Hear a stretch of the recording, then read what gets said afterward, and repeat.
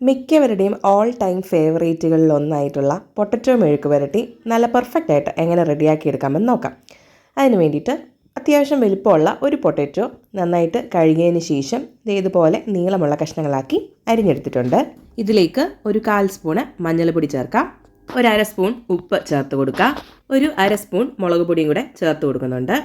നല്ലതുപോലെ ഒന്ന് മിക്സ് ചെയ്ത് കൊടുക്കുന്നുണ്ട്. ഇതിലേക്ക് ഒരു 1/4 കപ്പ് അളവിൽ വെള്ളം ചേർത്ത് കൊടുക്കാം. ഒരുപാട് വെള്ളം ആവരുത്, ഈ ഒരു അളവിൽ തന്നെ എടുത്തോളൂ.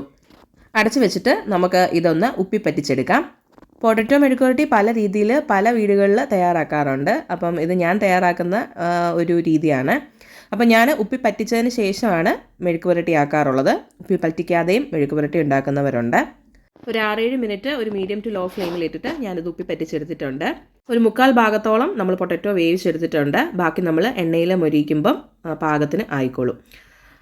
ഇനി നമുക്ക് ഈ ഉപ്പിപ്പറ്റിച്ച പൊട്ടറ്റോ നമുക്കൊന്ന് മാറ്റി വെക്കാം, ഒന്ന് ചൂടാറണം. അതിന് ശേഷം മാത്രം ബാക്കിയുള്ള പരിപാടികളൊക്കെ ചെയ്യാം.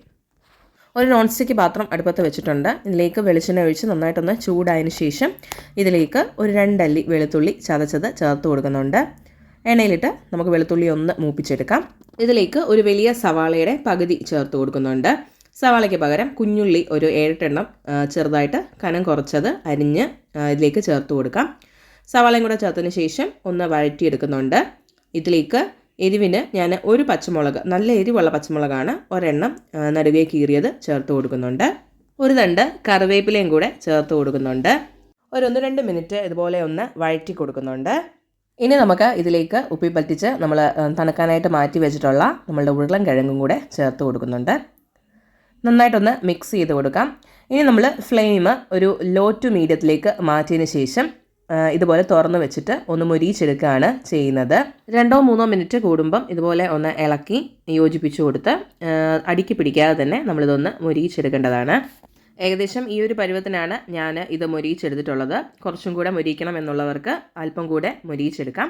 പാകത്തിന് ഉപ്പ് ഉണ്ടായിരുന്നത് കൊണ്ട് തന്നെ വേറെ ഉപ്പൊന്നും ഞാനത് ചേർത്ത് കൊടുത്തിട്ടില്ല. അപ്പോൾ നിങ്ങൾ ഉപ്പ് കുറവാണെന്ന് തോന്നുവാണെങ്കിൽ ആ ഉള്ളി വഴറ്റുന്ന സമയത്ത് കുറച്ച് ഉപ്പും കൂടെ ചേർത്തിട്ട് നിങ്ങൾക്കൊന്ന് മൂപ്പിച്ചെടുക്കാവുന്നതാണ്. അപ്പം ഇത്രയേ ഉള്ളൂ ഇന്നത്തെ വീഡിയോ. നല്ല ടേസ്റ്റിയും യമ്മിയും അതുപോലെ നൊസ്റ്റാൾജിക്കുമായിട്ടുള്ള ഒരു ഉരുളക്കിഴങ്ങ് മെഴുക്കുവരട്ടി തന്നെയാണിത്.